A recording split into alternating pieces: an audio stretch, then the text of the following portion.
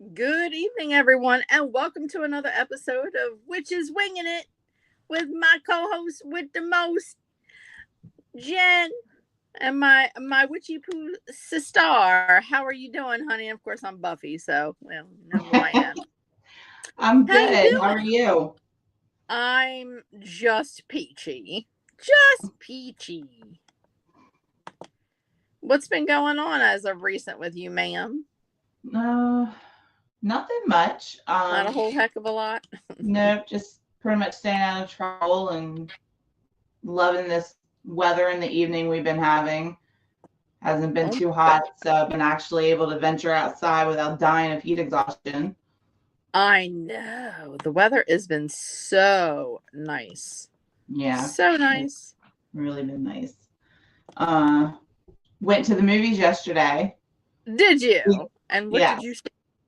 saw The Conjuring, Did you what time did you go? Because I was there as well. 4:30. 4:30. Mm, I went at when did I go? Um what the heck time did I go? which one did you go to? I went to the 135, and that was at well, I went to the the Who's a Jigger, the one at the riverfront. Oh, okay, we were at the one by the Christiana Mall. Ah, I We may have to decided go we wanted myself. to try out the um, new 4D seats that they have in the movie theater. Oh, really? Yeah. How was Does it? Riverfront have them yet? The riverfront does not have them yet. They still have like the IMAXy stuff. They do, however, have some of the theaters have the only thing that they have that's special is that some of the theaters that they have that the seats up front were up top where you can like recline Oh and yeah, you can yeah. go up. They Now, don't have the 4D yet. yeah, Not that I'm aware. Christiana has. They still have the IMAX, and then inside the IMAX, the one level is the like layback, relaxing ones, and then the next level down is they just put in the 4D seats. And they lay back and relax like the other ones, but they Mm-hmm. have you can hit the intensity level, so you can either have it at low or you can have it on the highest intensity that they have. And then it's I know also you had it at the highest intensity oh, I level, did. right? It was high. I was You like, know. this is as far as it goes. Oh my They god, had were you shivering in your seat? I did jump once. I did have the one jump scare to get me. And it probably wouldn't have been as bad if I wasn't in the seat, but Right. because in the seat, like it's as soon as like the music starts, your chair just starts like buzzing. It's like boo, boo, Oh boo. wow. As it's getting like more like the intensity's going up. And then like if Hmm. you're in like a car chase, like as you're Yeah. zipping in and out, the chair is going with you. Oh um wow. it was really good. And then the one jump scare that got me, it really like shook me up and it had me jump, and I was like, Jesus Christ. And the guy next to me Yeah. laughed at me. Oh, But it was good. It was a good movie.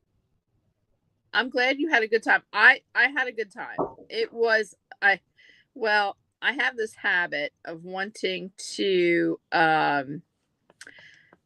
sit way up top and be as far away from people as possible because Yeah. I don't like kids zipping in and out and doing, this, that, and the third, running around, carrying on.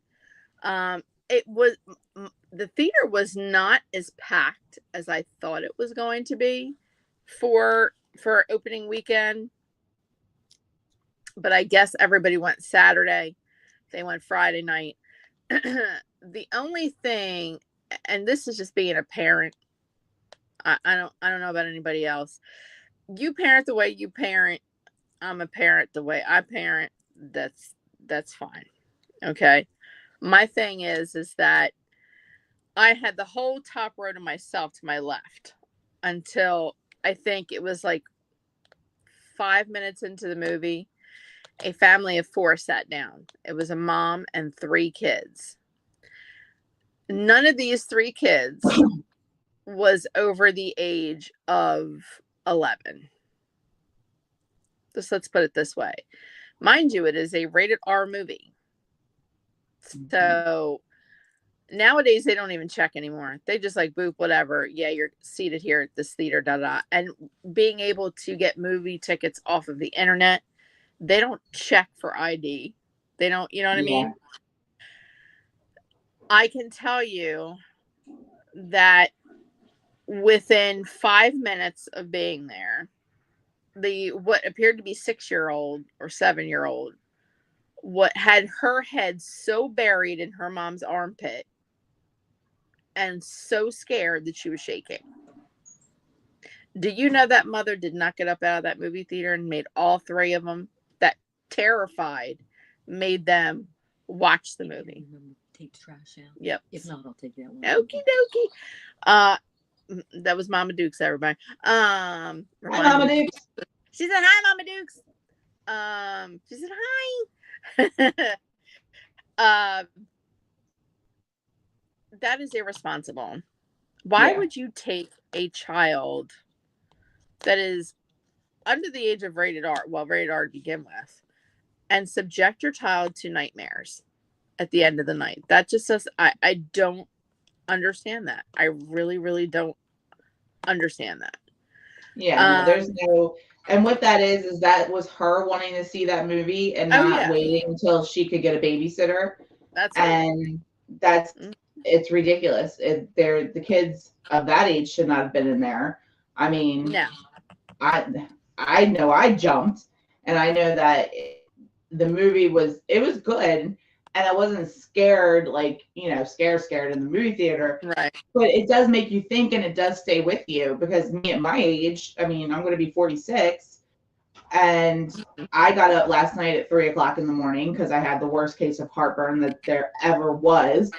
And I had to get up. I was like, I need to find my omeprazole. I need Tums. I need, an exorcism, something, because it was bad. I need an exorcism. I mean, it woke me up just coming up my throat. It was so bad. And it was, oh God, I shouldn't have had Taco Bell for dinner. That was my problem. But at 3:00 in the morning, I'm going downstairs. And by the time I hit the living room and it's pitch black down there, guess what? Images were flashing through my head. Oh God. The creepy lady from the movie. And it's just the creepy lady from the movie, of course. Yeah, and it's just like that flashed in my head, and I'm like, so if that can happen to me as an adult, I can only imagine those 3 kids and what they had to endure going home. I kept looking over at them, and they looked completely terrified. Like, one just had the heart look. The 11-year-old, who I think was the oldest, had the look of horror on her face, and she was like this the whole time, like, I don't want to move. I don't want to go anywhere. That's a shame. And that's a shame. I mean, you're right, Jen. That's someone right there who doesn't want to wait to get a babysitter or can't find someone to babysit at that point. Mm-hmm. And you want to take your kids either way. Yeah. Don't subject small kids to that. That's not something for them to see. That's why they have ratings on movies. Otherwise, it was great. The IMAX was just as good. I mean, literally blew my eardrums out with it. Yeah. I did enjoy it. What were your thoughts on the movie? I mean, I liked it. I liked how it went back to the beginning and kind of showed a glimpse of their first case. Mm-hmm. And then, I mean, I thought it was very good. Mm-hmm. I did not know, because I never really did a lot of research on their daughter. So if the movie is to be true, I did not know that she had the same gift as Lorraine. I don't think a lot of people know a lot about Judy, and I will tell you that I think she wants to keep it that way. Yeah. That Judy is such a private person, that I think she is pretty much over the whole Ed and Lorraine thing. Now, mind you, remember, she lived in that house with those haunted objects. She lived through a lot of that. Yeah. And it is common for a gifted parent through heredity to give that to their child. Yeah. Or for it to skip a generation. So she could either have it all or not have any of it. And that was kind of like a neat trick that she did. We're not going to spoil it for everybody, but there's a trick that Lorraine, whether it's true or untrue, I don't know, taught her a trick, and Lorraine's not here to defend herself. Was to do a sing song to kind of like bring herself down a little bit and to kind of make the bad go away. Yeah. And the only thing I was really confused about that was, I mean, that was great that she had that to stop stuff, but I felt like maybe she should have worked with her a little bit more to be able to control and work with that stuff. Because I think that was part of the issue, was she didn't have a lot of knowledge into what to do. Right. And, you know, I think we as paranormal investigators, or those of us that are really interested in the occult and movies like that, we put these people on a pedestal. If they're real life people, we put them on this pedestal, and that they can never do anything wrong. They're, you know, they're experts at everything. And I think you're right with that. I think maybe it's possible that Lorraine was in denial. You know, that not my daughter. Yeah. This can't possibly be happening. Not my daughter. Not this time. I'm not allowing it to happen. But you have, as a parent, no control over that. Yeah. I mean, with Gabby, I saw it by year 2. The whole deadpan staring into space, talking to nothing, things in the corner, laughing at things in the corner. You know, when nothing is there, kind of thing. And the only thing I said was, "Oh God, here we go again." You know, and I immediately tried to teach her ways to, you know, focus on other things to avoid, ways of knowing that something is bothering you or not making you feel good. Discernment was a whole big thing. Did she pay attention to a lot of it? Probably not. I doubt it, because she still calls me for shit. Oh, she still calls me for ish nowadays. Mom, come get it. Come over the house. There's something over the house that's causing issues to happen. You brought it. You're the one that needs to put it back, girl. Listen, you live 20 minutes away from me. Do you see what time it is now? No. You deal with the demon that you created. I'm sorry. And you may think that sounds like a crass thing to do, but I'm trying to teach her to be independent about it. I've given her all the tricks. She needs to remember all those things. She needs to remember those things. Yeah. You know, I thought it was, for those of you who have not seen it, did you catch the Easter eggs, the little nuggets in the movie? At the end? Well, at the end, yeah. But in one particular scene, there is someone there you should have recognized. Now, everybody says I'm crazy. I am not crazy. I saw it, and I know who that person was.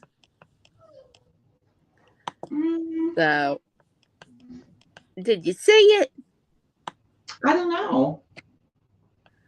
You didn't seize it? Trying to think.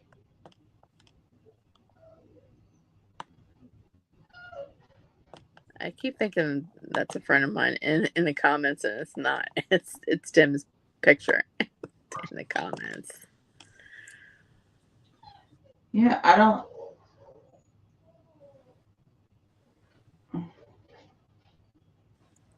Tim, you're gonna have to. I guess you can type up the comments. I guess in Facebook or something, because I don't know whether we're getting comments in the chat from who's the jiggers from StreamYard, but I can't say them because I'm not actually on StreamYard at this point. So I don't know. Maybe you can, Jan.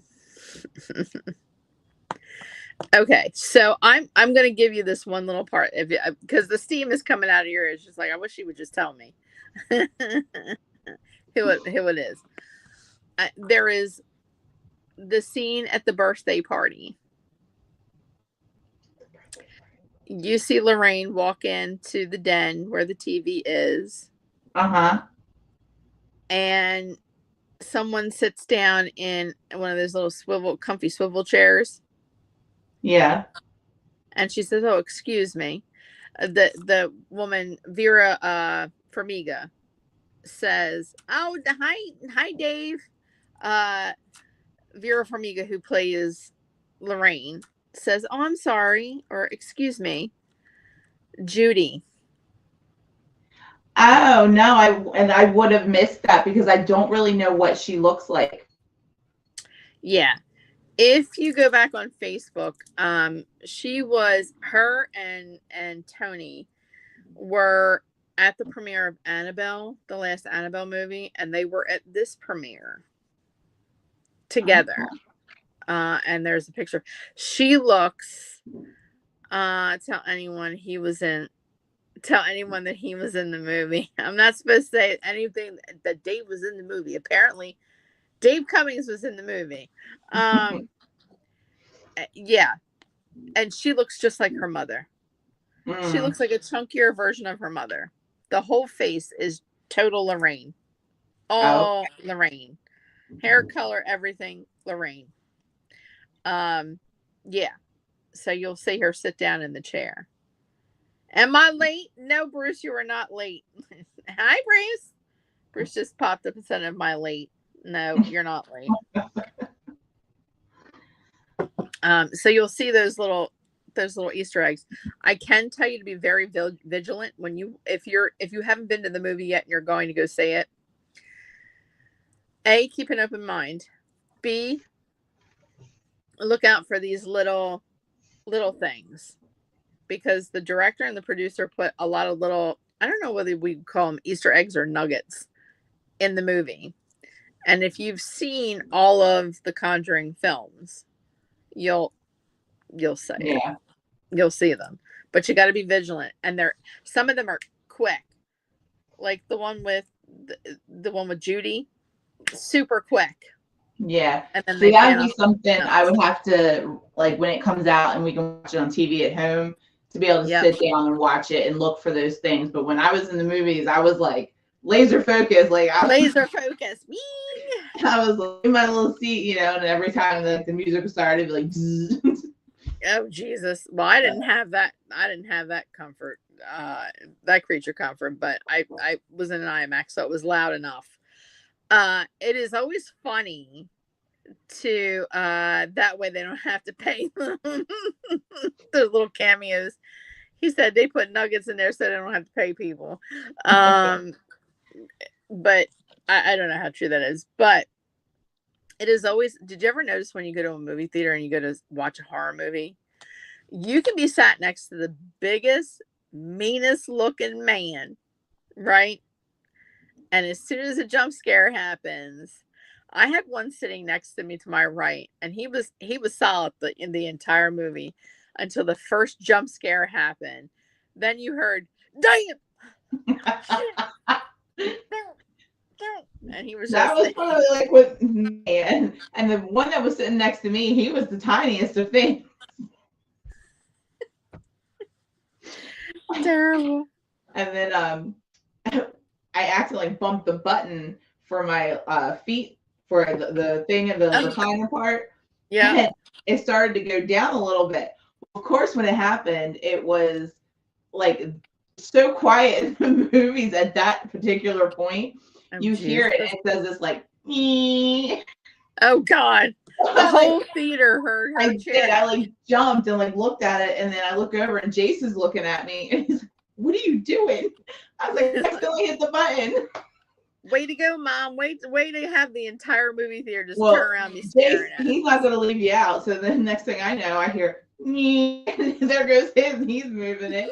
So then I move mine up, and it's like, "Nee," and then we hear Oh, two God. down. There's the two people down there like, "Nee, nee, nee." Oh God. The And me war and of the Jason just lost it. We're the just war of the feet laughing, rest. but Jesus. it was a good time. I'm glad. It was a good movie. The only thing that I wished that it had more of was more content about the Smurls. Yeah. And less about Judy and Tony. Or less about Ed and Lorraine. They could have taken some of that out. And not that I'm not interested, trust me. Ed, Lorraine, wherever you are, I love you both terribly. Would defend you as long as the day is long. But there are some things that I think they could have taken out and put more more stuff in about the actual Smurls and about the actual case that happened. Yeah. I don't know if you saw that Karen Smurl had made a comment on social media about the movie. I guess she had gone to say it or had gone to the premiere maybe to say it. Did you happen to see that? No, I didn't.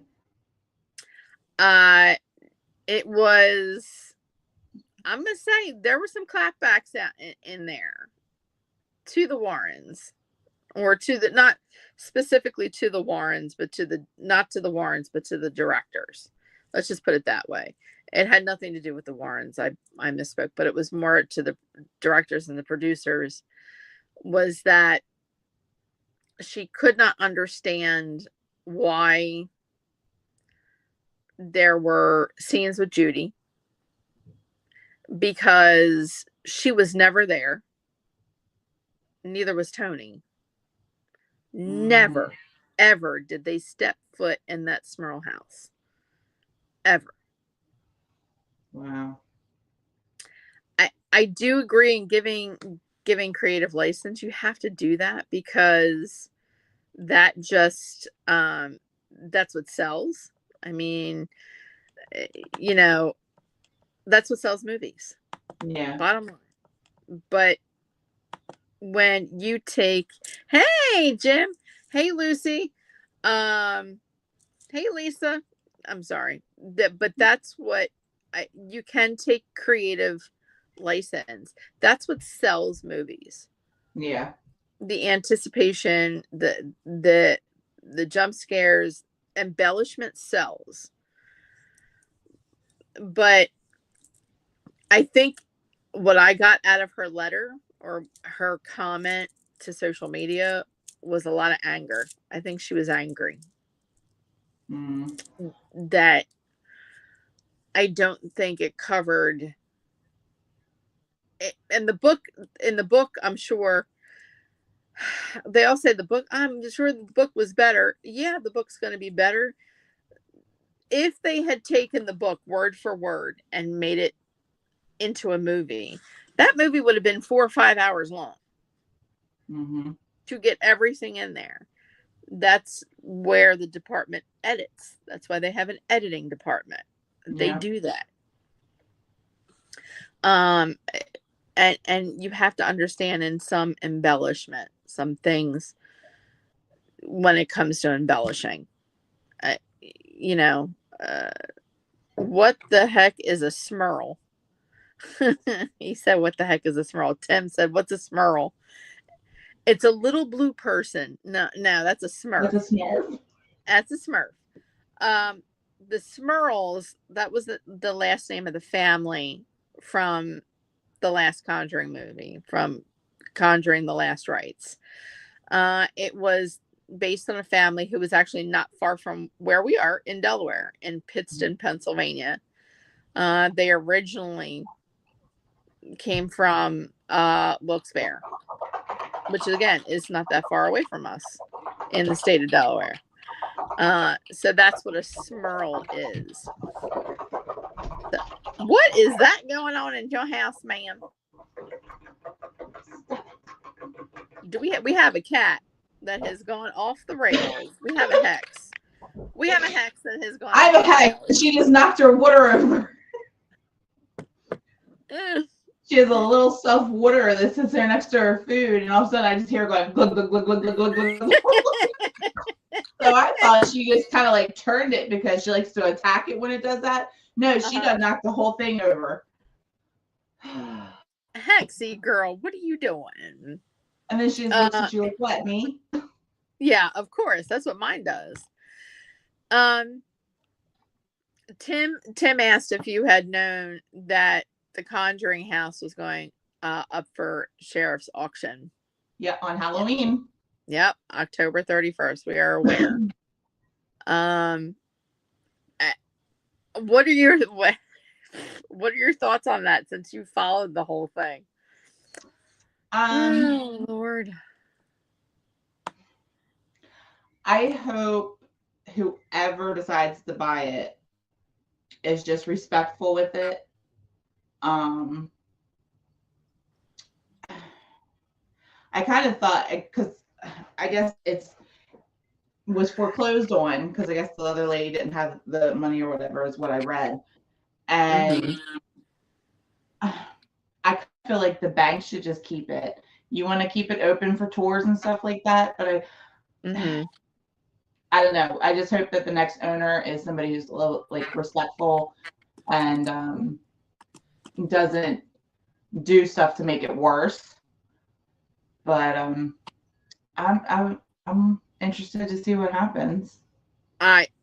Well, here's the thing: is that she couldn't come up with the money for it because, she was turning people away, and what was she doing with all that money? What was she doing with all that money? Because there were tons of people that she had turned away.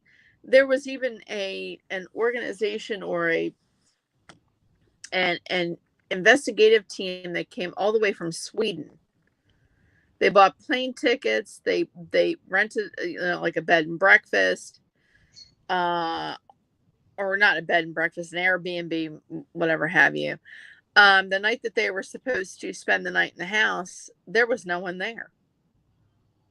They called her and she said, no, you can't come in here. And they asked for a refund. And she said, no, you're not getting your money back. They had to leave. That's crazy. And she has so many lawsuits and so many citations from neighbors, investigative teams who actually went to the police and decided to fill out a report that they were being robbed. She robbed them of their money. That's exactly what she did. Yeah. And then that whole thing with the accusing the groundskeeper. That's what started the whole thing, accusing the groundskeeper of stealing money and then firing him. And then she was at will firing people left and right. Then she was blaming people for things. And then she all of a sudden became a psychic medium and said that the man who originally owned the house was talking through her, telling her that she can't watch these people. You need to watch these people. All this, that, and the third. You need to fire these people. And did she stay in the house at all? She did. She stayed in the house a couple of times. I don't think that was her permanent residence. I don't think she was there the entire time or all of. I'm just wondering, like, how much time she spent there, because she sounded like she's gone cuckoo for Cocoa Puffs. She did. And then she was caught several times for DUI. Would not get out of the car. She was arrested twice by, I think it was the Burrillville police, and they caught it on body cam because she was driving drunk, and then she refused to get out of the vehicle, that they had to pull her out of the vehicle. That's resisting arrest. Plus the driving while intoxicated. And then she, I don't know whether she hit one of the police officers or whether she became combative and she shoved him. Then that's another charge right there. She didn't show up for court when she had to. She bailed herself out, didn't return to court, got a warrant put out. It was a whole mess. It was a whole mess. She did the whole kit and caboodle. She did. And Cuckoo for Cocoa Puffs right here. Right here. Cuckoo for Cocoa Puffs. Tim said, she's possessed, right? I don't think she is possessed. I think they have two sets of hauntings, because I don't think that was the original location for that house. I think the house was actually moved at one point. I think there is what is in the ground and then what is in the house. And the only way to know exactly what is going on is for me to either show up there one day and say, I want to do an investigation, a field trip, or remote view. I don't think, now hear me out, I don't think Bathsheba was such a bad person. I don't think she was the witch that everybody claimed her to be. I don't. I really, really don't. And this is where you separate movies from actual truth. I don't, the whole movie, if you had seen The Conjuring with the Perron family, there was mention that Bathsheba had hung herself, that she had one night gone nuts, committed her soul to the devil, and then climbed up a tree, hung herself by that tree until someone found her the next day. There's rumors that she put sewing needles through her baby's head in order to kill him, to give up his soul for the devil. She didn't do any of those things. Jim and I did a show on the Conjuring house. I think it was with Bathsheba, and a lot of those things were untrue. A lot of them were very untrue. They said that it is reported in history that she never hung herself.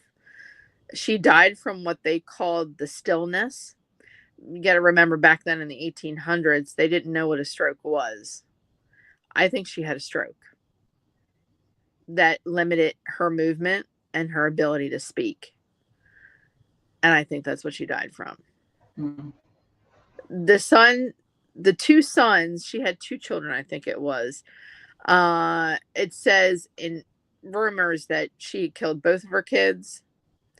The one son did die very early on. The second son lived to the age of 52. He died from a heart attack. It's reported. It's in the Connecticut registries of death. He died from a heart attack. It was, he had heart issues. He died from a heart attack. She didn't fling him into the water. She didn't smother her baby. I wish people would just do research first before you slander people. And I do know that she's in that house. I do know that she's haunting that house. And I think she's angry. Rightfully so angry. I would be. I mean, to have your name slandered, to have your headstone vandalized to the point where people have to put up gates around your headstone so that vandals can't like throw rocks at it, scrape it up, spray paint on it, which is what they found. You know, and to be called a witch and say that you sold your soul to the devil. That's something to be angry about. Not only that, you're going into a house where millions of people have walked in, and to be stuck there against your will, Yeah. and then every day be asked to perform parlor tricks. Are you here? Are you here? Give us a sound. Give us a sign. Would you like that? If your eternal rest was ruined, and you were left to a servitude, a lifetime, an entity, an infinity of servitude, going, you know, answering people, can you hear me? If you're here, make a sound. Make a Yeah. sound. That's no way for someone to live. Yeah. I think she was a hard woman. I really think she was a hard woman to get along with. I think she was stubborn and stuck in her ways. Here we go back to, you know, the times of the witch trials. You could be a stubborn person and be considered a witch because you didn't want to bend under a man's boot. Yeah. Because you wanted to own your own property. And then when the splitting of the property happened, that's another thing to be angry about. She wanted rightfully to live in peace and not bother anybody. Do I think she had gifts? Absolutely. I think she was a medicine woman. I think she was a healer. And I think she had visions. And I think Yeah. they were all misconstrued as something else. Yeah. And I think the community labeled her as a witch. Well, that was par for the time back then, so. That was par for the time back then. I do agree with that. I know who I would like to see put a bid in on the property and win that bid. And he himself has said, early on, he said no. And that was Jason Hawes. I think it would be poetic justice, since the previous owner, the one who is no longer owning the house, who started all this BS, wrongfully accused Jason of trying to murder her. I met the man. He is the kindest, funniest person, genuine, down to earth, that I've ever met in my entire life. And it was noted that he didn't do it. Everybody knows that it wasn't him. He never made mention of that. But she became very vengeful, and she attacked him every chance she got, through social media, through phone calls, texts, and it just made his life a living hell. And someone asked him during his podcast, I think it was during one of his podcasts, that given the opportunity, would you buy the house? And he said no. And he said it's a lot of undertaking. I just really don't think it's right for me to do that. Mm-hmm. It's a lot of time, it's a lot of energy, it's a lot of money that I don't, and none of us really have, kind of thing. So if he doesn't put a bid in it, I would love to see his daughter Satori and her husband Cody put a bid in on that house and win it. No, they're the ones that worked there for her for a period of time. They did, and they were also accused of setting the fire in the barn. That there was a huge fire in the barn, and I believe Satori and Cody lost a lot of their collectibles, their haunted collectibles, that they were going to use that barn area as like a haunted, kind of like museum collectibles thing. And they lost a lot as well, you know. And it is reported that, and I don't know how true this is, but it was reported, so don't take any of this for gospel, that there was a conversation between between Jacqueline and Satori and Cody, and they said once we get the insurance, she said once we get the insurance money, I'll give you some of the money to rebuild the barn to everything, back to the way it was, or at least replace some of your stuff. That never happened. So, but I would like it to go to someone who has the time, the investment, can give that house the love that it needs, the love that it's been, I don't want to say yearning for a very long time. It definitely needs to be fixed up, but I want someone who respects spirit, that will respect the spirits that are in that house and on that land and treat them appropriately. I would like to see it go to somebody who does investigations, Yes. who know what they're doing.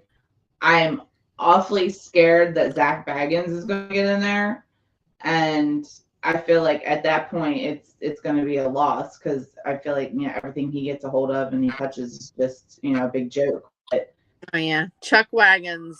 If that happens, and Chuck Wagons, it'll be another fiasco. It'll just be another fiasco for him to put under his belt, and that's terrible. It really, really is.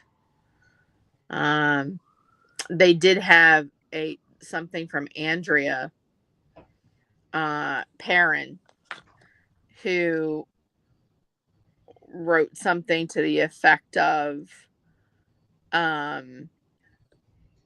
she was happy that,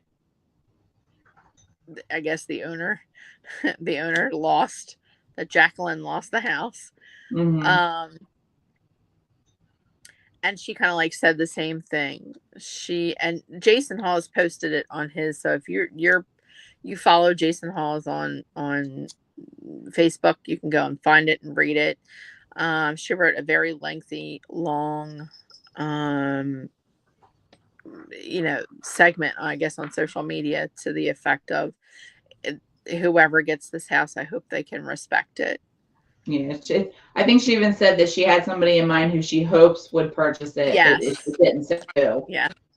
Yeah. And she said, can we all, something to the end, and I kind of chuckled at the end of her comment, was something to the effect of, I hope that all of the professional paranormal investigators out there can, if they can't all get together and share ownership of the house, can we just manifest good things for this house?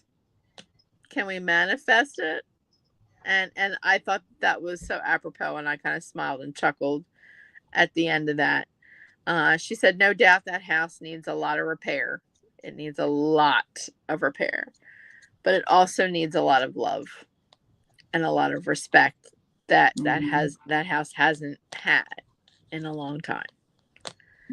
I don't know. Tim said, what is the house worth? I have no idea. I know that the price that Jacqueline bought the house for was over $1 million.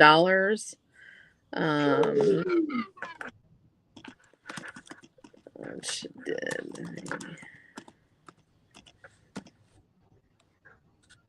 House sell for? I'll let you know in just at $1.525 million.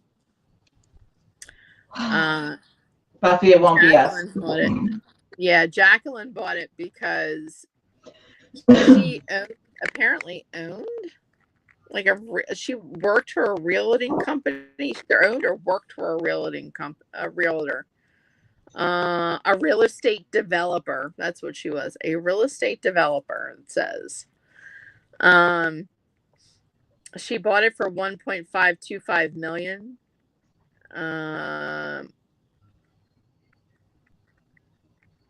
It says here Jacqueline Nunez, a Boston area real estate developer, paid more than the $1.2 million asking price for the historical property in Burrillville, Rhode Island. So you know that price has gone up exponentially since the whole kerfuffle of, you know, the past year, 2 years in a row with the whole, you know, thing between paranormal investigators and everything else going on. So I'm gonna say that the house will probably sell for $2.5 million. Are they going to make the auction live? I do not know. The only information I got was that the auction was going to happen. The sheriff's auction was going to happen on October 31st, which was Halloween. That's it. That's all the information I've been able to come up with. Bruce said, I told y'all I got to put a bid in. Jen's going to end me, he said. Oh my goodness. Well, And who said something? yet. Yeah. According to Tim, here's Bruce can do the repairs and you guys can give it all the love that it needs. That's Tim's comment. I need to know how much time we got to put in to make our money back. A lifetime. A lifetime, my dear. A lifetime. Oh, geez. And Tim says if the bank owns it, they will not lose on it. Leaves me out. I only have 1 million. I only have one. But, you know, there is a depreciation. I mean, come on now there, Tim. The weather up here ain't suitable for you anyway, dude. Remember, you don't like anything below 80 degrees. We're talking about Burrillville, Rhode Island, New England. It's going to get cold. It's going to be cold as hell. Cold as hell up there. Hexie, what's she doing? She is like going through like my shelf and she's like tiptoeing around all my breakable stuff. I'm just waiting for her to knock them off. Okay. She's being a pain in the tonight. Put her new collar on and she got sassy. Oh, okay. I see that. Got her purple collar. Tim was talking about his relatives at Tilly's Bend. You know that one of them got their headstone stolen, right? Who did? Out of the graveyard. It was Elizabeth, wasn't it? Tim? Was it Elizabeth? I think it was Elizabeth. They stole her headstone. Man. It was Elizabeth. They stole her headstone. I hear her through my phone loud. She's loud.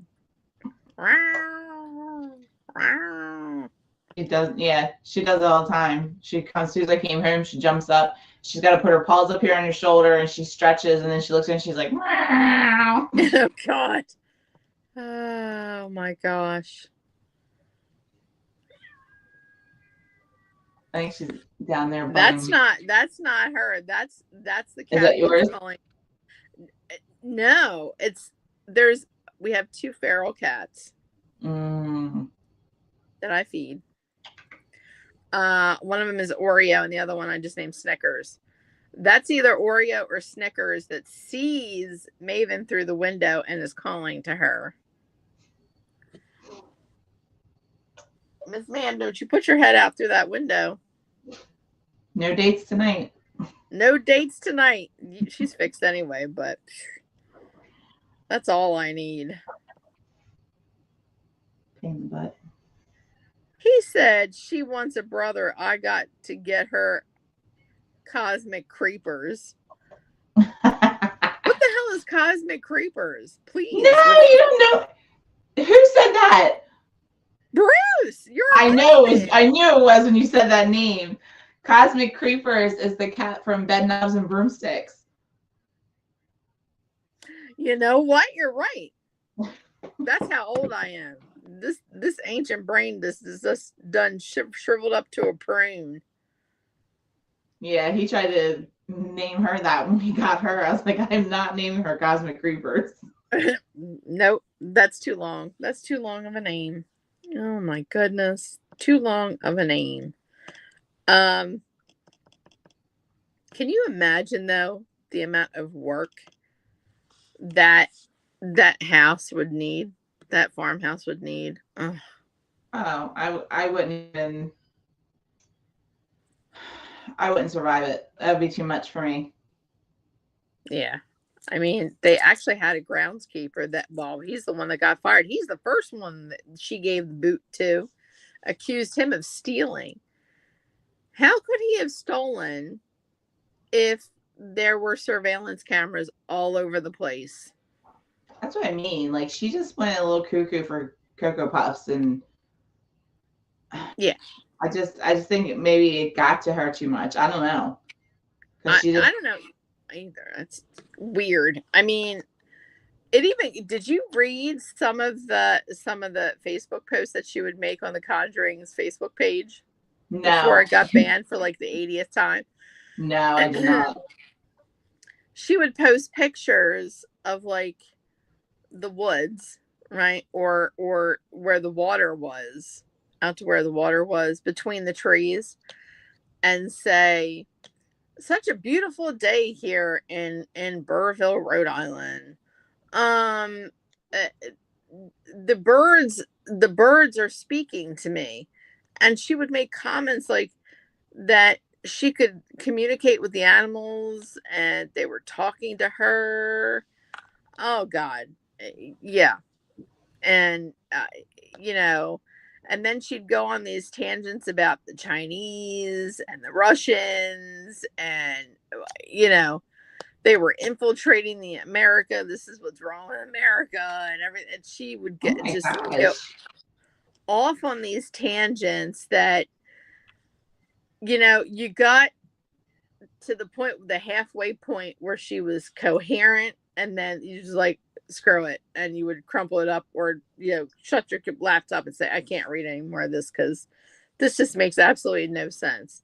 Like, she should have been fit, you know, fitted for a tinfoil hat and a rubber room That's somewhere. crazy.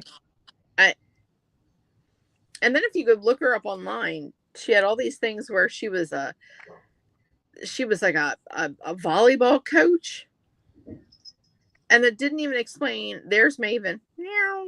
There's Mavens. There's Maves. Oh, the Maves. Maven, what are you doing? Anywho's, like, she was a volleyball coach, and I don't know how it went from moving from one state to another to get a job as a volleyball coach, not getting it, going into real estate, and then telling everybody she's a psychic medium. I don't know. I don't know. And then throwing everybody out. Of course, we don't know. There's two sides to every story. And the people that got fired unjustly are not here to speak for themselves. So, you know what I mean? Next I thing you're don't gonna know. see is they're gonna collab together and do a book. I wouldn't put I think they should. I think they should. It would not I would not put past Jacqueline Nunez to write a book from her padded cell where she needs to be. Well, yeah, because she's already been a volleyball coach, and then she went to be a real estate developer, and then she went to be a owner of the Conjuring House. Then she became a psychic medium. So, I mean, what's Yeah. the being a book writer now? Let's keep moving. I don't know. I don't know. But that's so sad. So sad. We have new comments. I haven't been keeping up with the comments. Bruce says, or no, Dave Cummings says, I could say the closer to Canada you get, the colder it gets. I used to live in Iowa, close to Minnesota line, where the temperature was negative 35 below zero. I think that was the comment to my comment about Tim not liking anything below 80 degrees. Yeah, that's too cold up there for me. I can't do that. What if we put the heater up on full blast until like April for you, Tim? Would you come up? Woo! I don't know if I would or not. Dang, man. I You guys are conjured him up. freezing me to death. You know, right now we're about 83 degrees and storming out here. Damn, why the hell would I want to go up there for that kind of weather? Listen, it is 65 and comfortable, sir. Not up me. here. Not me. Not me. If it drops down below 80 degrees, I got my long sleeves on. Mm-mm. It was 54 this morning, and it was beautiful. Oh, it was heck 54. No.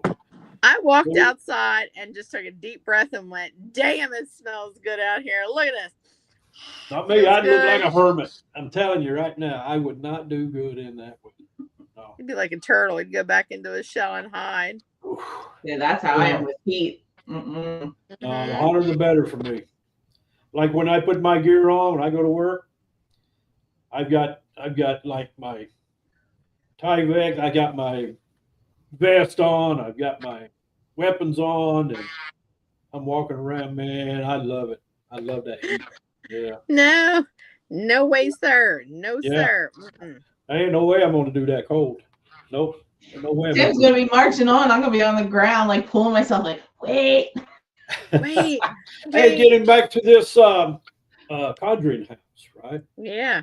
So with Bathsheba. Now is I got a question for you. Bathsheba. Okay.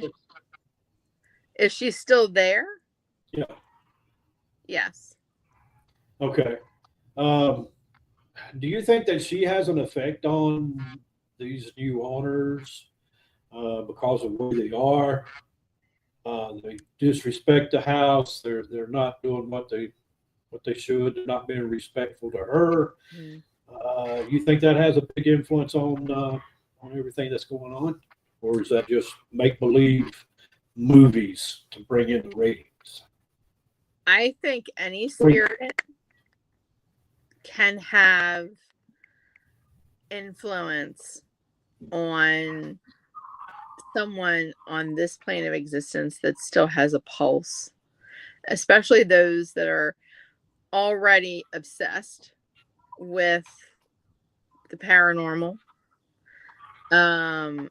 those that are already, I don't want to say suffering from or have, I guess it's the only term I can use, suffering from some form of mental illness, which I think played a big part with Jacqueline.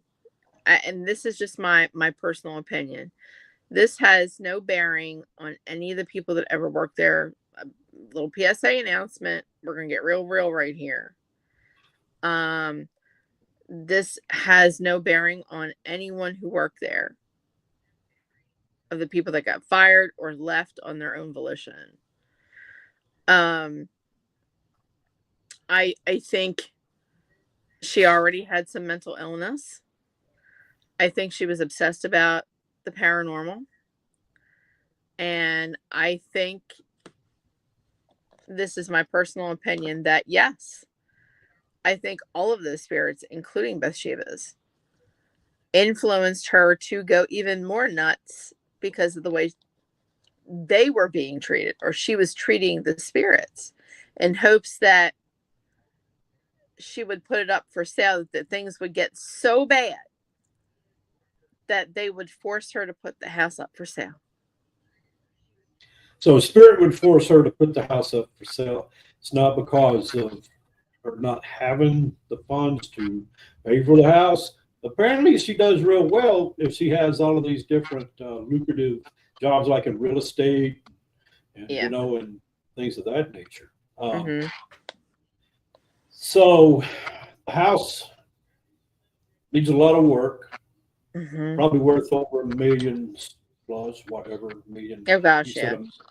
Right. Yeah.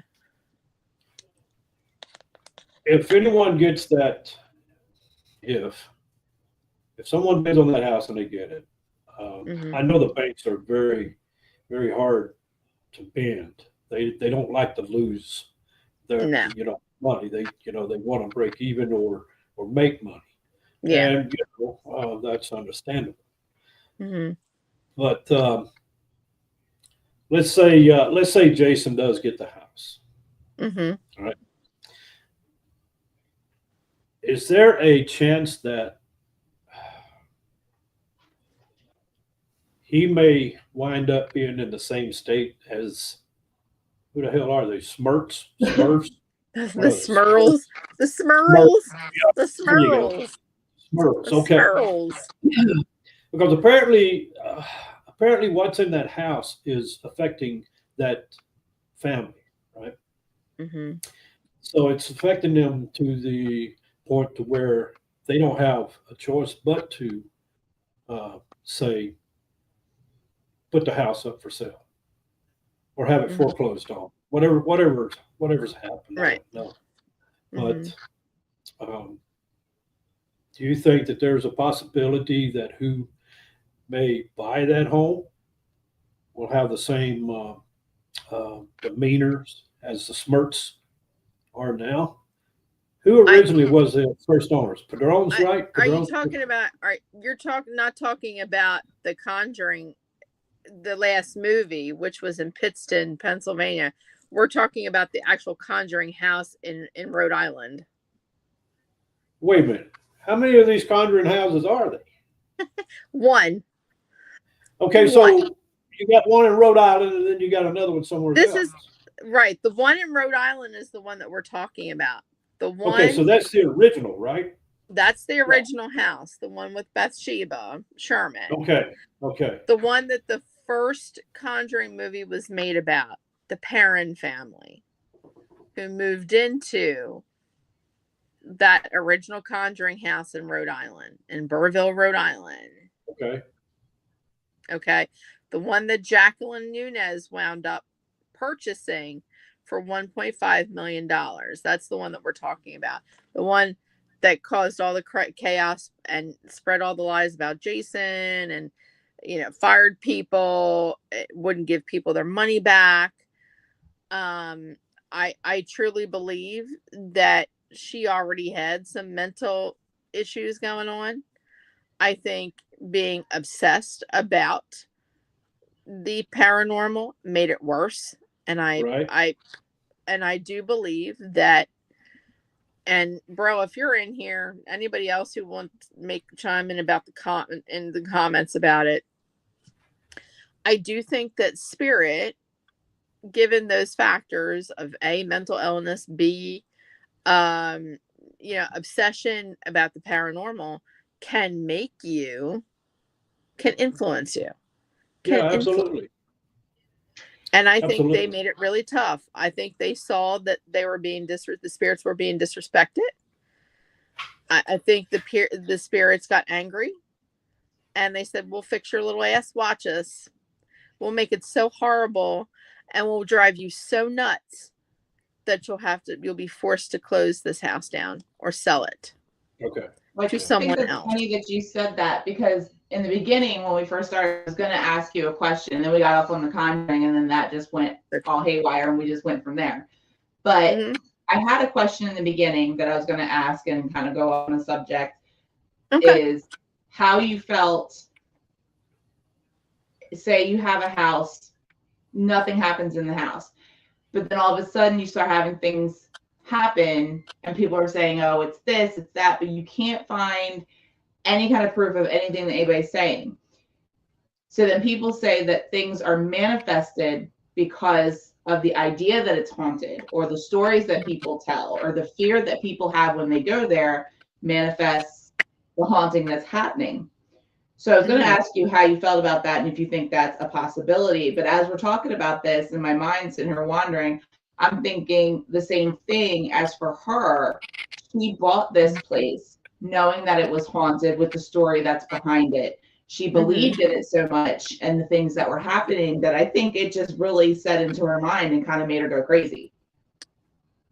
I think that's a great possibility. I mean, we've always talked about how you can create your own haunting. Absolutely. And even Jim Bro says you can create your own haunting. There are factors that culminate to that, creating your own haunting. One of them is an obsession with things, with haunted things, and constantly just eating, sleeping, breathing, you know, paranormal this and paranormal that, and you know, for a month straight doing nothing but watching either horror movies like Conjuring movies and stuff like that. You can psych yourself up to create your own haunting. You very well can. Do I think that the house came with spirits? Yes. I think it did. I don't think there are as many there as people say that there are. I think of 2 people that are there, that are in that house. To me, one of them is Bathsheba Sherman. We all know why why I think she's there is because of, you know, the stories that were created about a woman who just wanted to be left alone.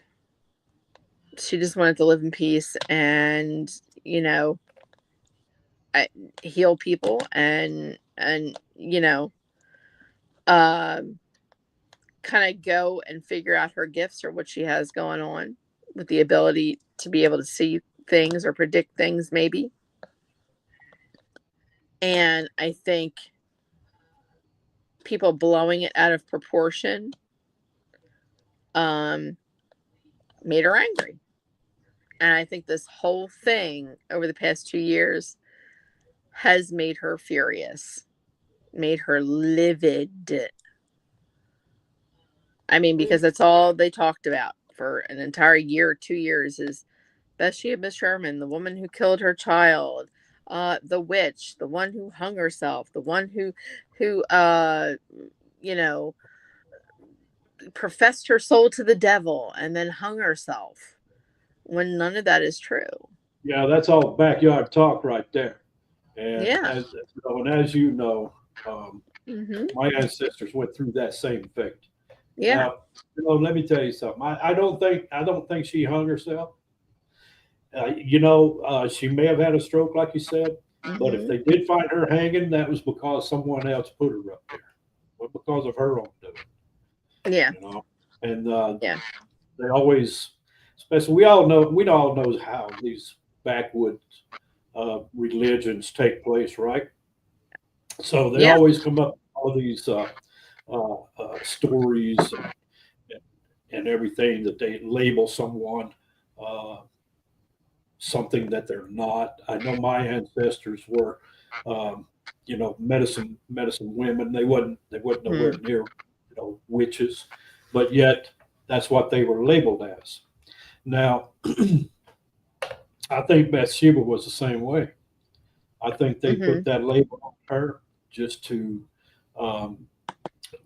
go ahead and execute her. That's what I think. Yeah. And you know, and back then that was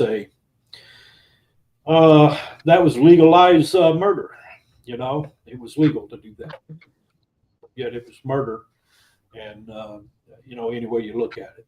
But anyhow, carry on, ladies.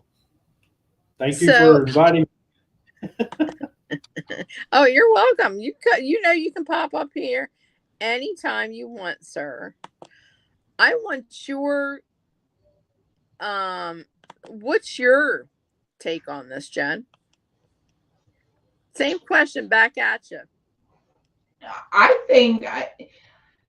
I absolutely think you can manifest a haunting with your thoughts and fear and stories and stuff like that. And I think a lot of stuff in certain places probably boils down to, especially when you can't find the proper information to back up people's claims.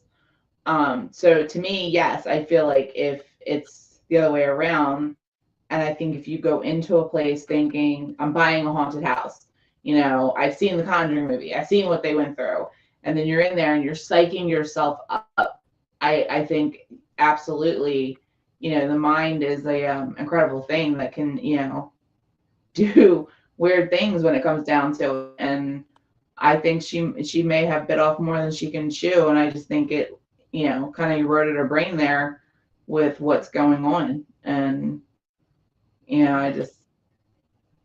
I hope maybe if she takes the time after leaving the property and she's away for a while, maybe, it'll help kind of calm things down and she'll go back to normal. But, then again, maybe it's not, and maybe it is a mental illness. Who knows at this point? I mean, scientifically, paranormally, I mean, it can go either way, but Right. I mean, I definitely feel that that's probably a little bit closer to what happened to her than anything. It's kind of like what came first, the chicken or the egg. I mean, Mm-hmm. did she have the mental illness prior, or did the house drive her nuts? Yeah. Kind of thing. And did you create your own haunting? And, that's a great possibility. I mean, we've talked for the longest time about creating your own haunting. And, we just discussed that about, being obsessed with paranormal activity and watching and doing eat, sleeping, and breathing nothing else but paranoia and the paranormal kind of things, and how that can sometimes create your own haunting. And then you can psychologically put yourself on survival mode to where every single noise is, was created by a spirit. Mm-hmm. Like your house settling or just doing its normal creaking, things like that. You can, oh my gosh, it was a ghost. Oh, my house is haunted. You know what I mean? Or you can have, in certain circumstances where, pardon me, spirits that are already living in the house, they can definitely play a big part on the psyche of the person who's got the pulse in the room. Yeah. If they want to, or if they're that strong that they can communicate in some way, shape, or form. Just like with Jacqueline Nunez, when she was saying the reason that she fired the groundskeeper was because that the spirit of the old man that lived there in the house was telling her that he was stealing. Yeah. And that she had to fire him. Well, I mean, there's no basis. There's no proof. Yeah. There's no proof. Yeah, I mean, if you have surveillance cameras all over the place, and I've seen interviews with several people that used to work there. And this is just from my take on it, and I can't speak for other people, is that all of them said that there were security cameras everywhere, that you couldn't even sneeze and it not be picked up by a security camera in that place. And accusing a world-renowned paranormal investigator of trying or showing up to the Conjuring house to murder you, just because he had the same color truck, or someone had the same color truck as him. That doesn't make sense. No. You have to have proof. She should be called schizophrenic. He can't spell it. Tin said she should be called schizophrenic. He said, I can't spell, LOL.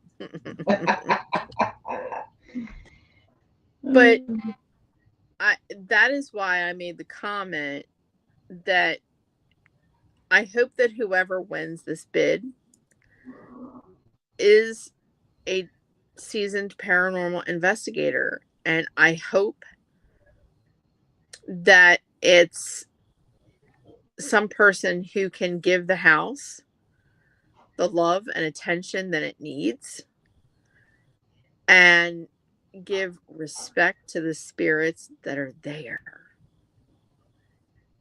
Yeah, absolutely. You know, if they're not respected, they're not expected to give respect back.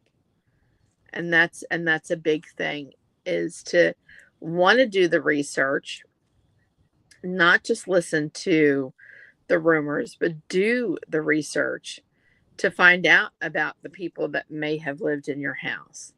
That way this whole thing about, you know, her putting a sewing needle in her son's, you know, head and killing him, and you know, her cursing everybody, and all this and that and the third, and her being a witch, and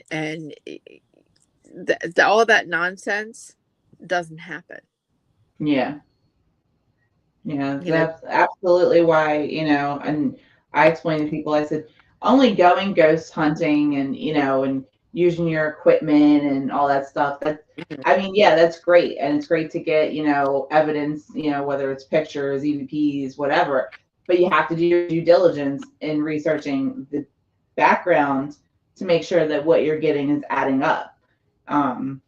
That's where my question of, manifesting things came from. I was watching a documentary on the Sally House, and one of the things is, there's a story of Sally, and, the doctor operated, and, he didn't have her fully under anesthesia before he cut, and she jumped and it nicked her and she bled out. But when you go back in the history and to all the people like around it, there is no knowledge, there's no paperwork, there's no documenting anything stating that there was a little girl named Sally. So at that point, where did the story come from? Is that why, you do have stuff that's happening, but is it happening because the story came out and then it was told again and again and again and went through the years, and people are coming in and they're scared because they think there's a little girl named Sally there, and then voila, you are there ghost hunting and you're getting the name Sally and all this stuff. But is it really, or is it something else pretending to be a little girl? And that's the other question, with the pentagram and stuff that they had in the basement. And, apparently there was, occult stuff going on, satanic rituals. And, so you're left with a question, is it a demonic presence? And that's what's going to that's what's going on. Or did we manifest it by telling the story over and over and over again for several years? Right. You're absolutely correct. Hey, Lisa Leland is in the chat. Hey, Lisa. Hi, Lisa. And to everyone, it says we have there's 56 comments. But that's and what do we always say about being a well-rounded paranormal investigator, is that you have to be willing to debunk things first. Mm-hmm. and put to use good common sense. And after you've exhausted all the scientific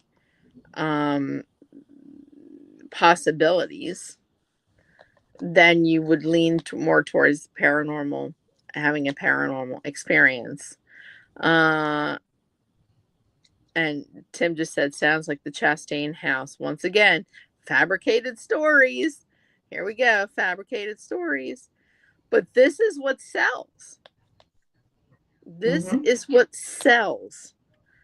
Creep factor anymore. I have never, now I'm in my 50s. I'm doing this for a really long time. I've never in my life seen more of an explosion of, I want to be a paranormal investigator. Let's do paranormal investigating. Let's go to quote unquote haunted houses, or haunted places, and do investigations than I have in probably about the past, I don't know, what would you say, Jen? 4 years? Mm-hmm. And who wants to be a quote unquote paranormal investigator and go to a house that is more of like a history lesson versus, I want to get stuff on film. I'm going to get, I want to get stuff here. I want to get stuff there, and psyching yourself up to be scared. Yeah. I don't know. Is that, would you rather go for a history lesson or would you rather want to be scared? Well, I like both. So I like going for my history lessons and doing all that stuff and learning about things that happen. And then I like going to my haunted attractions in October to be scared. Yeah, I guess that's right. Yeah, that's a good thing. I mean, but yeah, Bruce and I, we really like to go out and we like to, when we do stuff like that, we like to go for the history lesson too, because Bruce is a big history buff. He loves that, he packs in all that knowledge, all the useless knowledge. He's got it all. And, so we definitely like to go and do things like that and get the history lesson along with trying to capture stuff, to kind of, document where we've been and what, is going on there. right. And matter of fact, one of the things he just hit me with last night, they just posted, Fort Delaware is starting up their ghost tours at night. And he was asking me last night, he's like, do we have 7 people? He's like, because we only need 7 people for a group, so we don't get 7 people we don't know. I was like, I could find 7 people. Does he know us? You were one. Does he know us at all? I mean, come on, Bruce. Do you know us at all, hon? That's what I said when I was sitting there talking about it earlier. All the girls at work were like, hello. Hello. Yeah, I was like, 7 people is. I thought the groups were bigger the last time we went, but he said there's 7, and I was like, well, it's a 7 people. I can get us 7 people because I said I'd rather be in a group with people that I know that are going to go and listen and take the information in and take it seriously, and not get stuck with people who do not and have been there before. And when they ask if you want to ask any questions to any of the spirits that's there, you get, what's the next winning lottery numbers? Yeah. Well, what's the numbers to the Powerball? Yeah, that was exactly what happened. And I'm just like looking at Bruce like, seriously, this is what my night is going to entail. Yeah. Or do something to scare me. Won't you touch me? Touch me. Yeah, no. Ridiculous. Yeah. I have never been there at night. Oh, really? Never. Nope. Been there during the day bazillion times. Well, we're gonna have to figure out one of the dates coming up that we're all available so we can go. I mean, look, a show of hands that's in the chat right now. Jim, Lucy, I know you're in for this. So that you got me, you, your husband. So that's the 1, 2, 3, 4, 5 already. Yeah, Jace will want to go because he wants to start getting into it and seeing how we do things and stuff like that. So I definitely have Jace that'll go, and so it's not hard, but I definitely will have to figure out a night that we're all available so we can go, and and then that'll be one of our podcasts. We can go over everything and what happened. And so I'd love to do that. I mean, we got some pretty good. The Lucy said, "Yes, we are. Yes, we are." Oh, man. Dave Cummings says, being a history lover is why I got into the paranormal, because of all the strange things that happen. Tim Hopper, of course, says, I love history. Dave says, don't forget me. Dave Cummings, me. He could ride up one night and do it. We did catch quite a few things when we were in the was it the POW barracks? Yeah, we got a lot in there. And Bruce actually told me, he goes, we got a lot. And he goes, and then you left. And he goes, and we got way more. I said, I couldn't help it. I said, he gave me a headache. I had to walk out for a few minutes. Terrible. But yeah, we did get that. And actually, the day that we went there, during the day, I have one of the best EVPs that I've ever gotten of a male deep voice saying fire when we were in the blacksmith shop. When we were in the blacksmith spot. Yep. So, Tim says, you guys got to come down here. We will go to the Key West Museum and talk with Robert the doll. I told you, only if you buy me a box of Depends. Only if you buy me a box of Depends. It's not that I'm scared by dolls. You got a deal. Okay. Okay. I want to see a big old box of them Depends sitting on your counter waiting for me. Look, he whoop out. Look how he's quick on he Amazon went. right now. He's on Amazon right now. He's on Amazon right now. Buy me Depends. Oh God. Yeah, listen, I can't say that dolls scare me because they don't. They're just creepy. They're just odd. I Yeah. am not scared of dolls. They are creepy. There is a creepy factor to dolls. Yeah. Yeah. And there's been quite a few in my childhood that, were had something a little off with them. But the absolute two that I absolutely hate is a ventriloquist doll, like the one from like the Goosebumps. Oh yeah, no, man, no. I no. cannot do them. I don't even. There's no way I would even be in the same room with one of them. And then the other one is that little monkey with the cymbals. The little symbols. Yep. Do you know they have one in the Martins Museum? I have seen that. And then they just came out with a horror movie regarding one of them.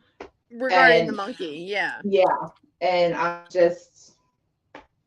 don't know what it is, but ever since I was a little kid, those two things right there, that was it. And still to this day, you will not catch me in the same room with either one of those items by ourselves. It's not happening. Yeah, it's that eyes for that monkey, man. It's that his eyes, man. Even like the mouth, the face, like he's just like, yeah, like that. Like he got some evil planning that he's got up in his head somewhere. Bruce said, "Let me know ahead of time so I can order the tickets." Yes, touchdown. Yeah,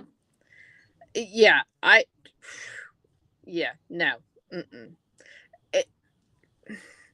The same thing with, all right, everybody says clowns are creepy. What are your thoughts on clowns, man? I am not a clown lover. I'm a little bit better. I'm not as bad with them as I was. I can, because before, like years ago, I wouldn't even watch the clown parts on the movie It. Like I would have to turn my face. Yeah. Like I just couldn't do it. They're not too bad, but I still don't like them. I would probably go the opposite way if one was coming at me on the street, especially if it looks like one of the horror clowns, like the Terrifier or something like that.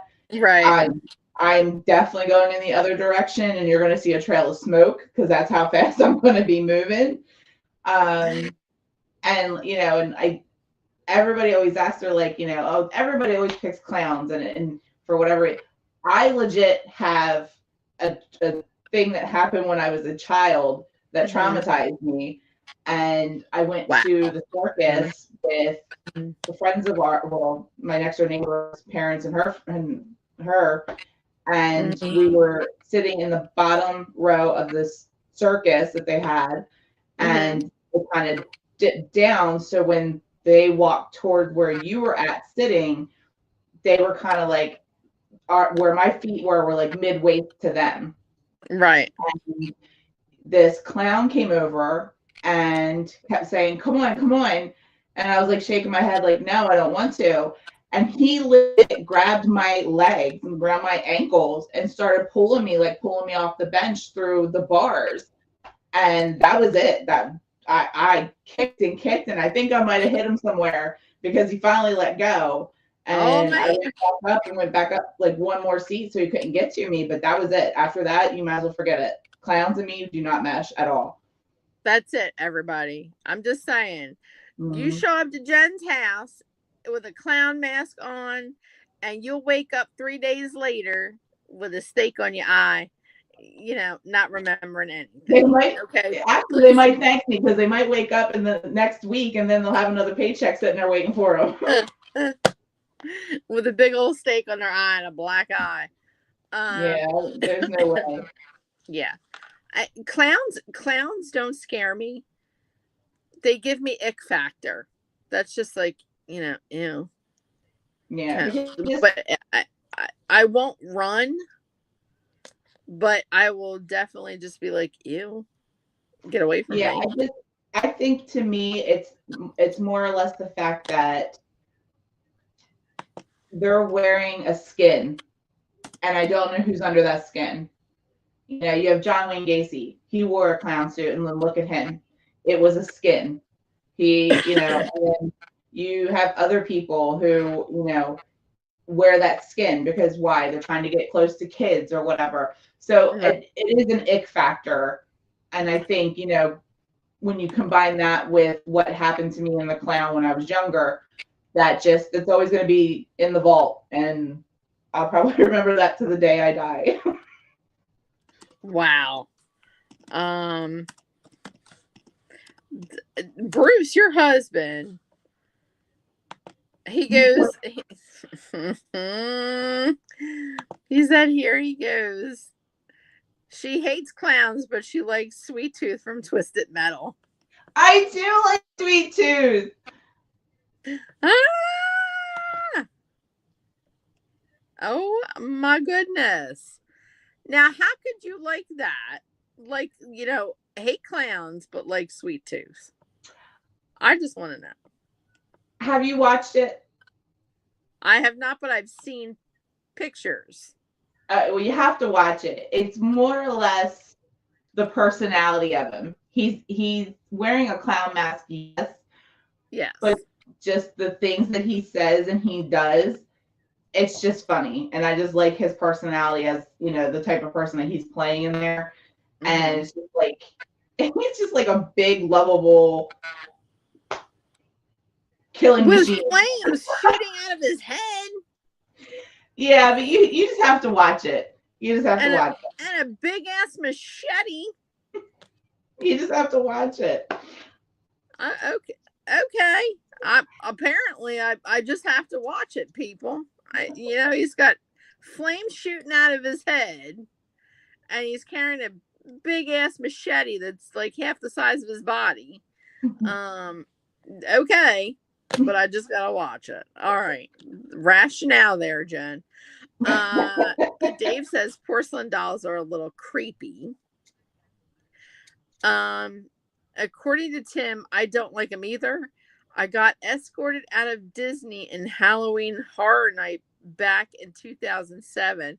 I punched a dude who jumped out on me, all painted up like a damn Fruit Loop. He told us about that. Remember? We made fun of him all night. Yeah. The only adult person to be completely kicked out of Disney's Horror Fest because you won't punch some guy because he ran up on you. I mean, I understand being startled, but that's what you're there for. That is what you're there for. That makes absolutely no sense. Yep. Anyhow, I will, if you try and scare me or you startle me, you will get my 5 knuckles somewhere on your body. I'm just warning people. Body limbs will be like flying. Yes. Limbs will be moving.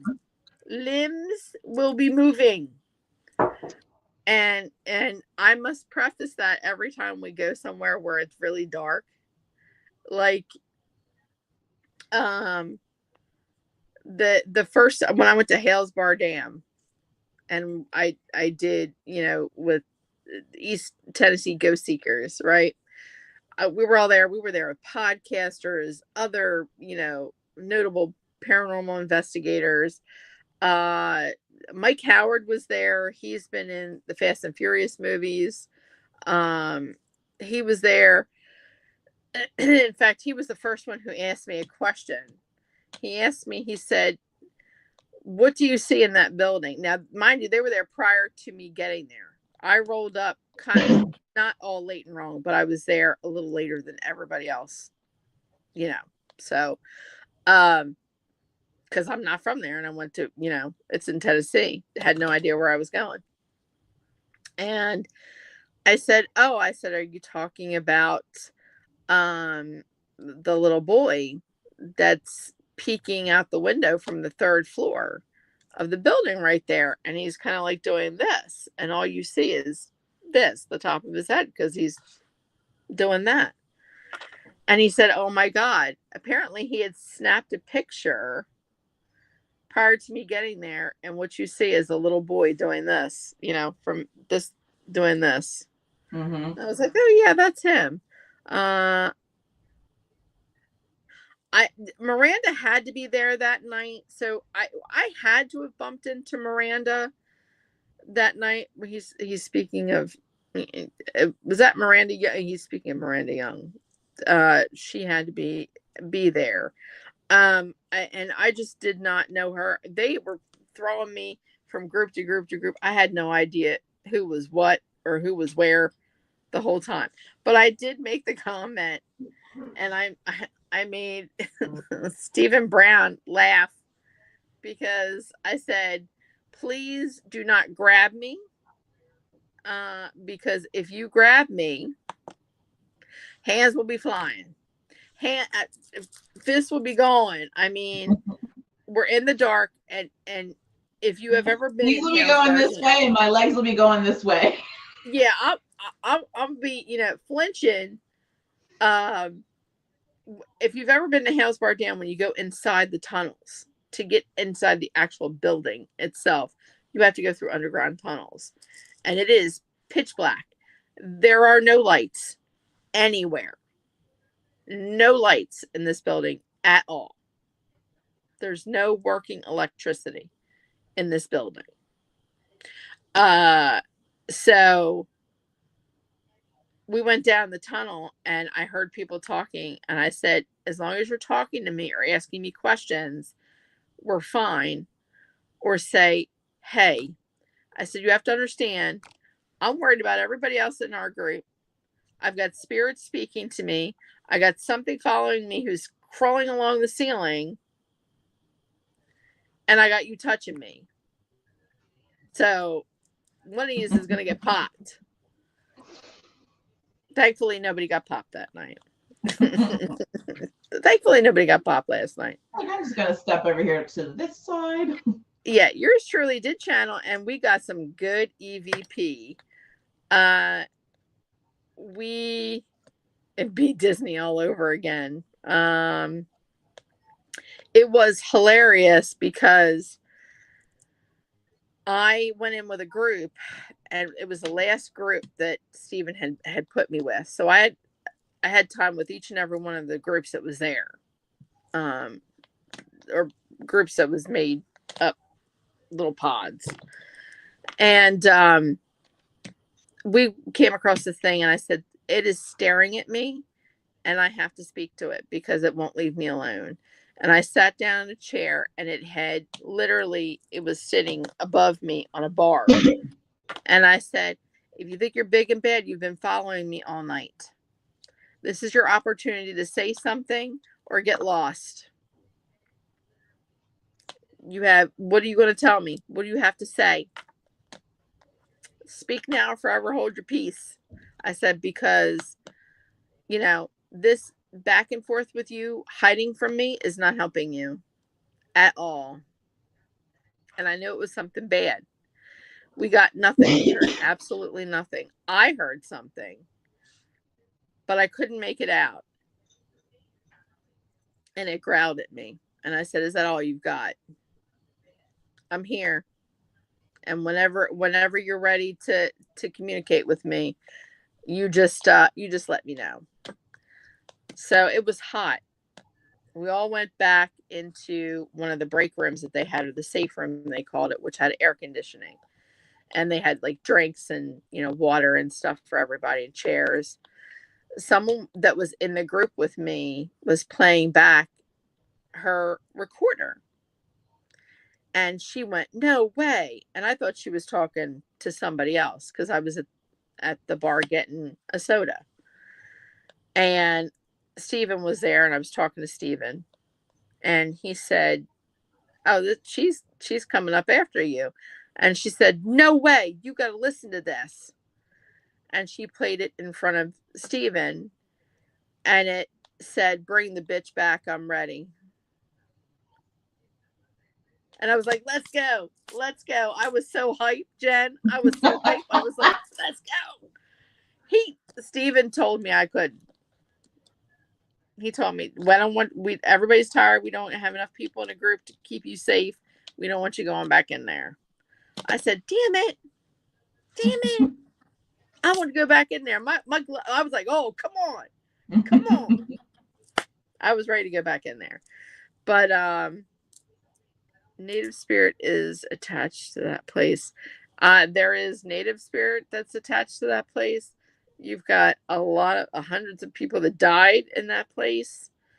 You got a lot of things going on with that place. So if you ever go to Tennessee, it's along the Nickajack River, and it's called Hales Bar Dam, and it's attached to a little town called Halestown or Haletown. Haletown was made just like Hershey. It was a town that was made for the workers for the dam that actually never wound up getting built on that spot, but got built further down the Nickajack River in the 60s finally. From the 20s to the 60s, that's how long it took to get made, because they had fail after fail in that one spot. That's crazy. That should have told him something. Well, yeah, but nobody wants to listen. Did he lose us? He said he lost us. Who lost us? Tim.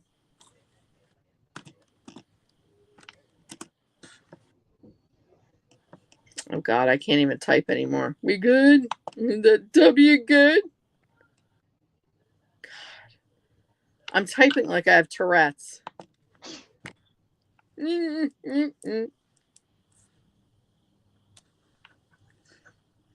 I don't know if he can. He lost us on StreamYard. That's weird. That is terrible. He lost us on StreamYard, he says. How does that happen? I don't know, but we're moving just fine on YouTube.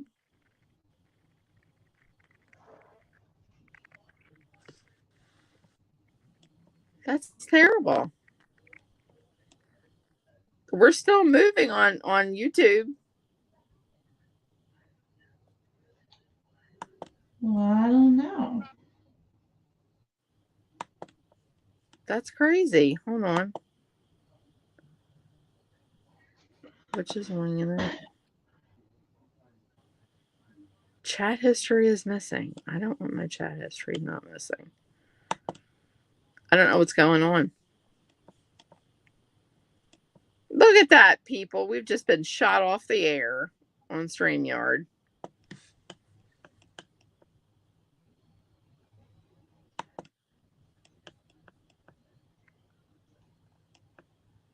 Hold on here. Oh, well. That doesn't surprise me, Jen.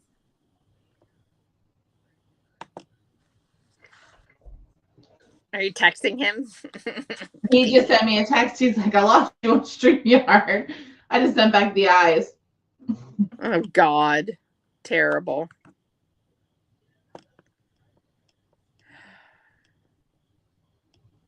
I don't know what's going on. Okay, but we're still going on, girl. So I know we kind of went. Look, I wish I had a pair of binoculars. Can everyone see us? Can everyone see us? Just asking. We're still going strong on live. That's crazy. That makes no sense, but I don't think I don't see any of the comments. Oh no. Lucy's like, Bruce is like, I can hear you and I can see you. Lucy said, still on Facebook. I don't know. He lost us. So I know we kind of went off on a tangent from your original plan. What you wanted to talk about. Sorry. No, that's fine. But you started it. Asking I did. That's why I said I wasn't even worried about it. I was like, 'cause I knew we'd talk about something and it would go from here to there to point G to Z to Y to A. So. But that's what makes our show great, though. That's what we do. I mean, that's what we do. There is no straight line. If you are looking for a straight line on our show, it's not here. It's not here. Tell them, Jen. Tell them go someplace else. We zigzag here. Yes. We zigzag, a little bob and weave, and you might even end up in a whole ass another universe. Who knows? Who knows with our show?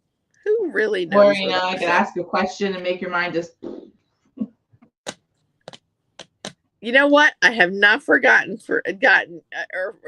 forgiven you for that, Jen. I mean, you made me question my sanity with that question. More are coming. Jen. I like to get deep and really think about things, and it's hard. That was a cave, honey. That was a cave you put me in. I think of things at home and I question myself, and then I'm sitting there and I'm like, I'm talking to myself in my head, and then I start talking to myself outside, and I'm sitting there going through everything that I'm thinking about, and then I was finally I'm like, I really need to start asking other people this so I have somebody to talk to, because I know people be looking at me in my car like she's crazy. Yep, pretty much. Oh, you should see me at the grocery store. We would make a good couple going to the grocery store.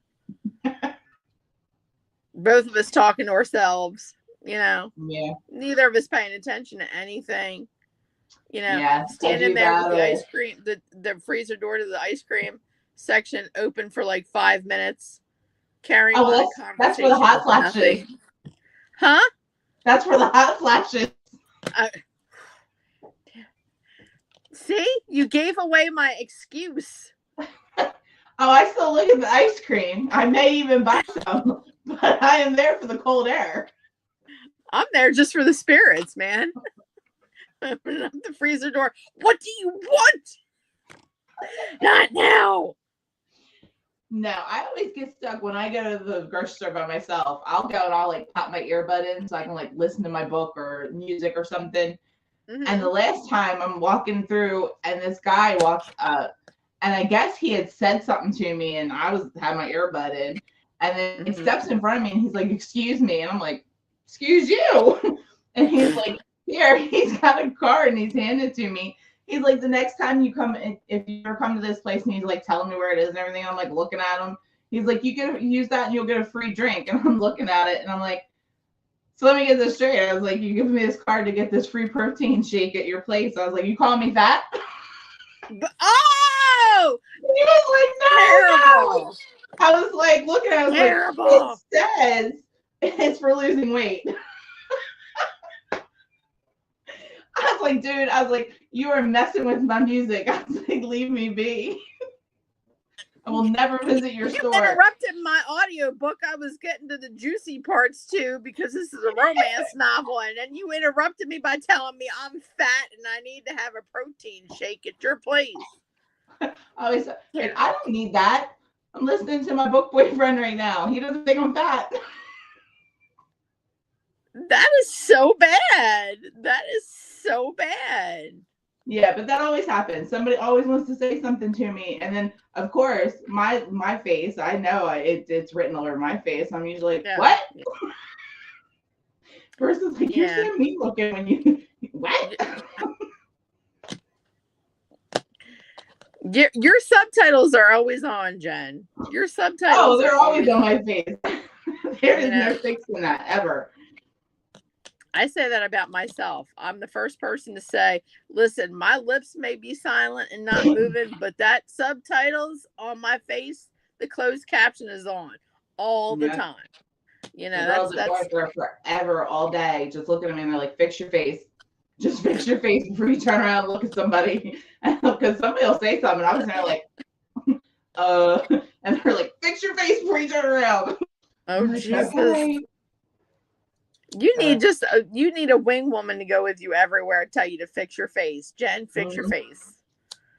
Yeah, I have a shirt that says I'm not responsible for what my face does when you speak.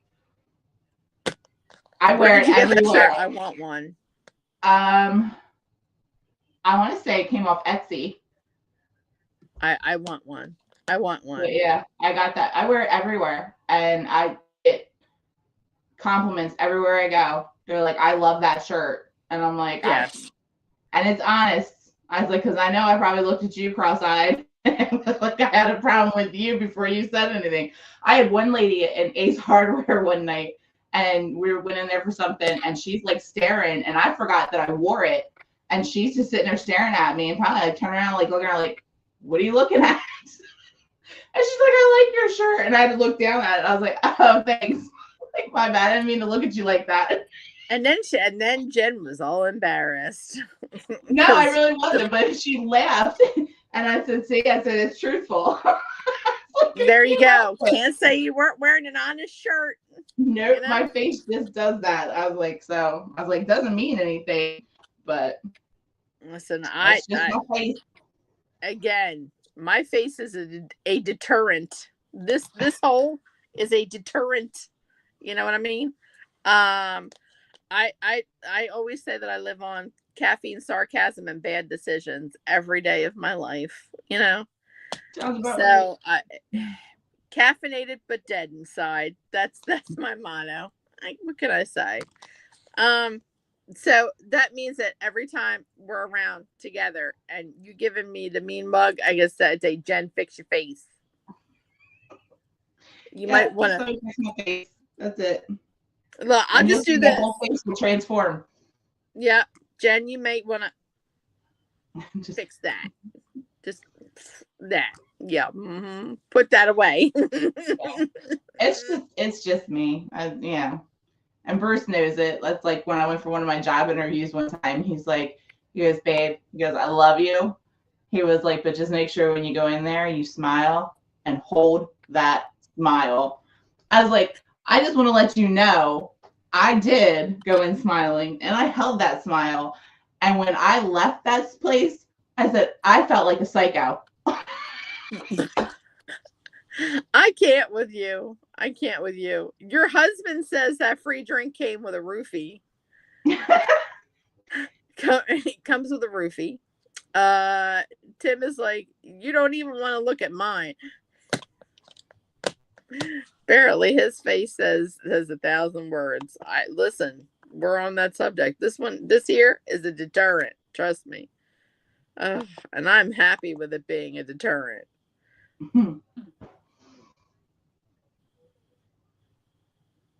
He said, we were talking back and forth about, being still live on YouTube. Jim goes, this is the YouTube admin. Get off my air. Get off my air. Bro, you're terrible. You really are. Oh my goodness. We made something out of nothing for 2 hours, miss.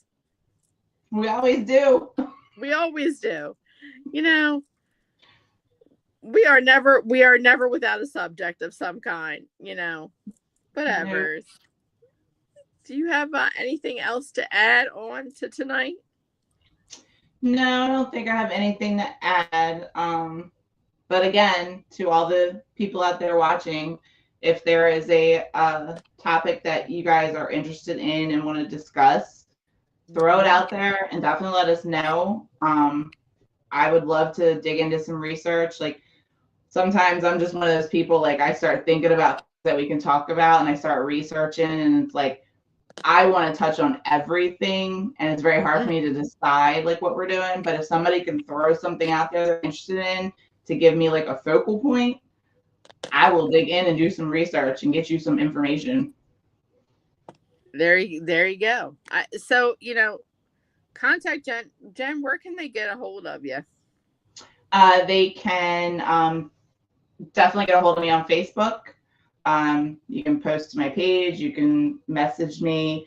You can also send me an email. It's Jen Dodson at Jen Dodson29 at gmail.com. And I can definitely just any way you can get a hold of me. If you see my name, just click it. Just click it. Look, just click. Just click. Just click. That's our hashtag now. Just click. Yeah. But even with me, if you want to send me something, I'm here on Facebook. You can send me an instant message. You can send me a Gmail email. Mine is ghostwhisperer318@gmail.com. So either one of us, it doesn't matter. Jen, I gotta hand it to you because thanks to you, you've held up this entire podcast with ideas from the word jump, and I really appreciate that. Half the time I feel lazy, like I've never come up with a topic, but even with our podcast that we have with Corner Cauldron, there are so many topics that I come up with, and I don't want to use them for both shows because then it kind of gets redundant. But there are a lot of times where I'll text bro and be like, "We got a topic." He's like, "I have nothing. Unless you got something, I ain't got jack shit. I have nothing. Nothing, honey." But we always wind up making something out of nothing, and that's the best part, is being off the cuff and coming together with a group of people that likes the same genre of stuff, paranormal activity, and loves investigating and being true investigators when it comes to wanting to be historically correct too. And we know Jen and Bruce both absolutely love history. You want to give them something to chew on, give them something about history, or give them something to learn. Me too, because I want to learn the historical part of the subject. After I do all the other crazy stuff, then fill me in on the history of what went on. So without that being said, I still can't understand that you like Sweet Tooth. It's just his personality. Because they make it seem like, he is killing people in the show, but it's like everybody's killing it. It's in the apocalyptic world where you're kind of fending for yourself, but it's a comedy. And when you first meet him, he literally Las Vegas is his. That's where he is. And then he ends up taking people prisoner and he brings them in. And at first, I thought, oh, well, this is it. This is a maze through the casinos, and they're gonna kill him there, because I was like, they have to. They're the main character, and they don't. And what happens is, Sweet Tooth just wants to be an actor. That's all he's ever wanted to be all of his life. So he legit makes them sit there and watch him do this play of one for 2-3 hours, and then and at the end he's like, "What did you think?" And you're sitting there it's definitely a good show. Definitely funny, and it's a lightheartedness to a game that we all played when we were younger. So if anybody played that on the video games, that's where it's from. But yeah, I love how Jen just says so nonchalantly, he kills people, but he's just so dang cute. No. He's so dang cute. Sure, he kills people, but he's so dang cute. Have you ever watched Dexter? What? Have you ever watched Dexter? Yes. Okay, I'm the same way with Dexter. Yes. I love Dexter, so I'm like, should I really be mad at him for killing that person? He's so cute, but he murders people, but he's just so damn cute. Yeah, like every time he would like question himself about like, am I like, can I do this? Can I I'm like, dude, you already love these people. I'm like, you're okay. I was like, you're doing I love us how he a analyzes public himself. service. He analyzes himself and he's like, yeah, Mhm. And I'm right there analyzing them with him. I'm Yeah, watching yeah. the show. There's Jen talking to the TV screen. You know what I mean? I can't. Tim said only if they deserve it. You have to be a funny killer, but only if they deserve it. Yeah. Oh, Well, I mean, Jesus. Dexter, he didn't kill anybody who didn't deserve it. So That is true. I will admit that. yeah, I will agree with his findings and how he did his work, but I will tell you. Oh my goodness. All right, everybody. Well, it's been 2 hours. It has been great to be with Jen back again. I hope that you're feeling better because I know the last time you were a little not feeling well. I hope that you are much better. Thanks to Tim for putting on the show and keeping us rolling, even though sometimes I think, he gets back there when things go sideways. He kind of like wants to shit himself, but he keeps it together. He keeps it together. yes, he does. We love you, Kat, and we love all of you who thank you to everyone. We love you all out there in the in chat land that have stuck with us for all the years. Don't forget to catch Jim and Bro and I on Corner Cauldron next Monday, same bat time, same bat channel. And what do we always say, Jen? Keep it witchy. Keep it witchy. Love, peace, and chicken grease, y'all. Bye. Bye. Good night, everybody. Good night.